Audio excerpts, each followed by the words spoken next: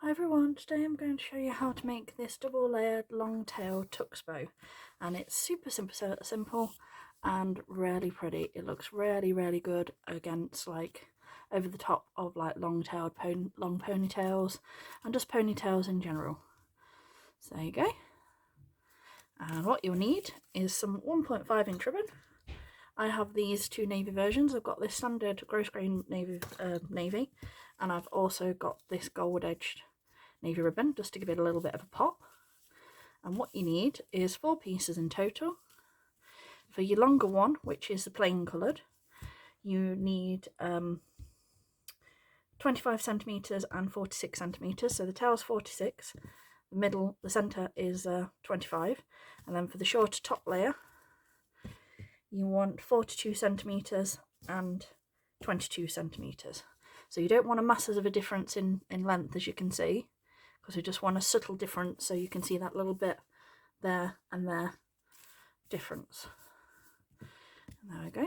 And as you can see, I've already taken all of them and I've folded them in half, and I've heat creased and pinched all my centres with my lighter. So the first thing we're going to do is the top layer, and from here what I like to do is where your crease is, which is here, fold that side ½ centimetre over, and then you want to fold this side ½ centimetre over, so your bow is even, and then fold it like this to make sure it is actually fully even, and then heat crease it again. And then what you do is you pop a clip over that so it holds it in place, so when you sew in a moment it'll be sorted. Then we're going to do the same again. So I've already heat creased, folded it in half and heat creased, so we've got a nice clear line to work against. And you bring it in ½ centimetre over that side, ½ centimetre over this side. Can you see? Then fold it across that crease and make sure that's all nice and even. And again, I just recrease that centre, and using your finger, take one of your clips. You've got that ready to sew in just a second as well. Right, and then with your ribbon, and again I have folded this one in half, and if you want your tails this nice long length, basically this should be 3 times the amount of your centre at least. So from above you want to go in for 1, 2, 3, 4, which will give you 2 creases in a moment.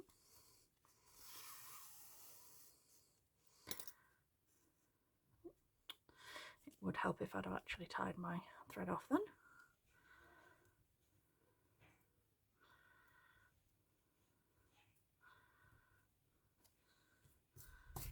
That's better. We'll start again. So from above, 1, 2, 3, 4.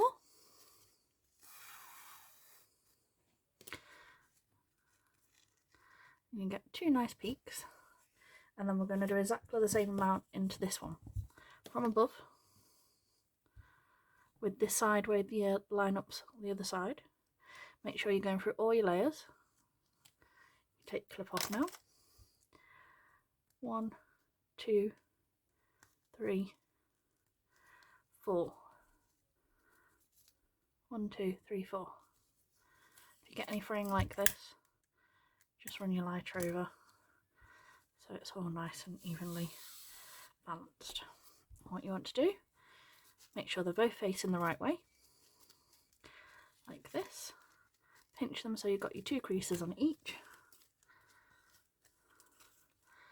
Wrap your thread round right round the centre a couple of times. Make sure it's all nice and even and balanced. And then you can do a stitch off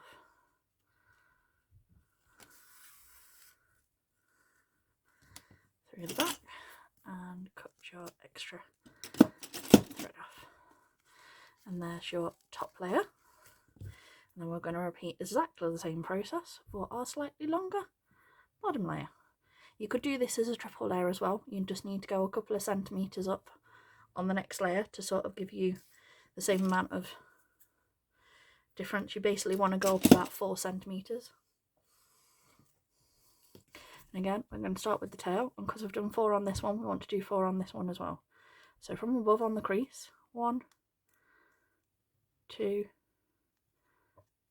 3, 4. 1, 2, 3, 4. Make sure you're capturing all your layers again from that crease there. Take clip off. 1,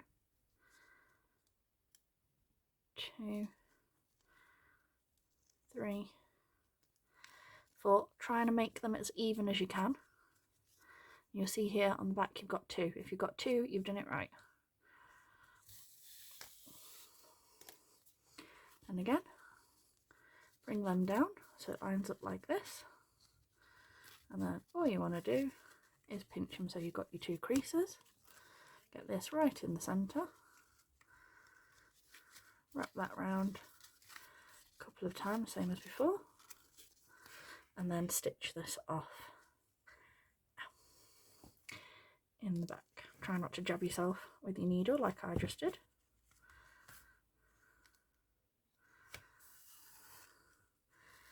And there you go. So that's all tied off.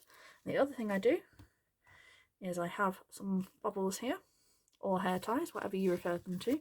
I'm from the UK, so we tend to call them bobbles. I don't know why we call them bobbles, it's just what we refer them to. So I'm just going to wrap my thread round a couple of times to tighten this through. And then the other thing I'm going to do, rather than gluing my layers, when I do it with a ribbon, I like to do this. I like to go back through the back of the base bow through the centre, and then take my top layer from behind again through that centre, right through there, and then you can use that to line them up nicely. And again, remember to take your thread through your bubble, not wrap your bubble round into a mess. Make it all nice and tight.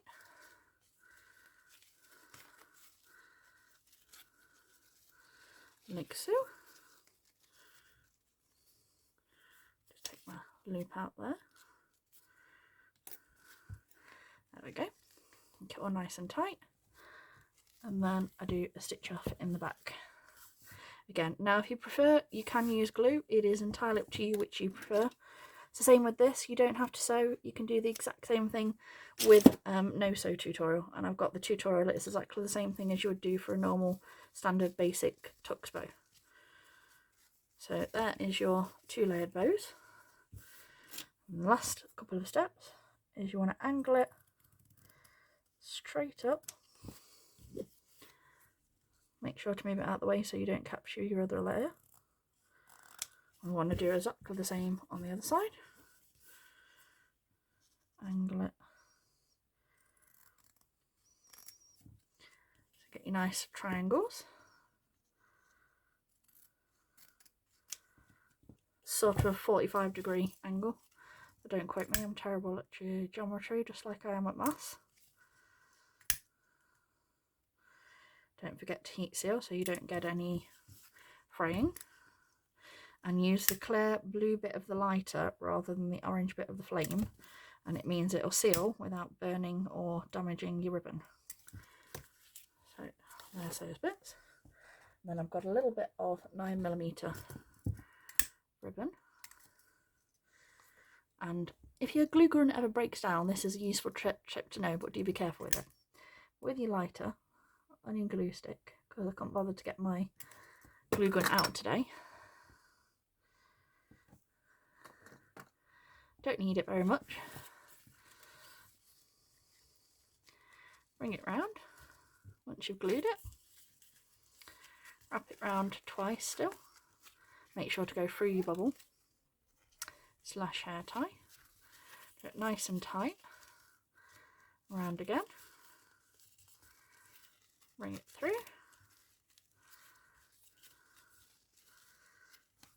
Okay. Move that out of the way. I want to heat seal again. And again, just enough to heat it for one dab.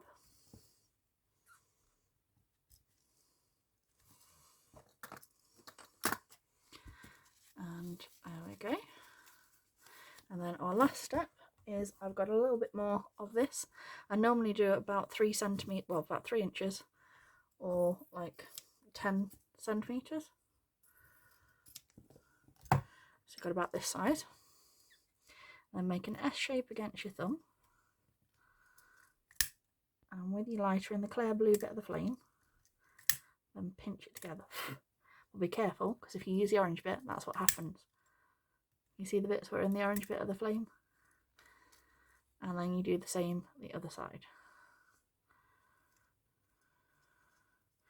You can see how I'm accident prone at times, can't you?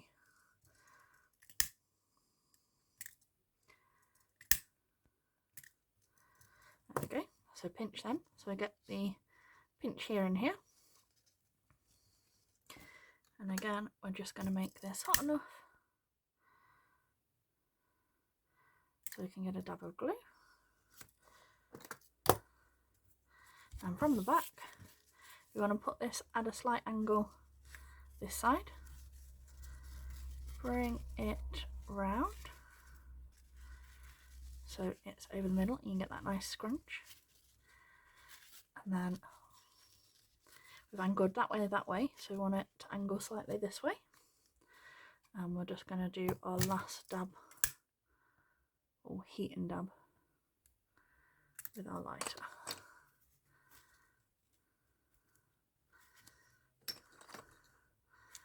And there you go, like I said, so if you've ever completely broken your glue gun and you need to do some bows, that is a quick trick for you as well. And this is the look you get. You can just adjust your tails. And there you go. And they look really cute as like pigtail sets. They look really pretty as just like bows by themselves.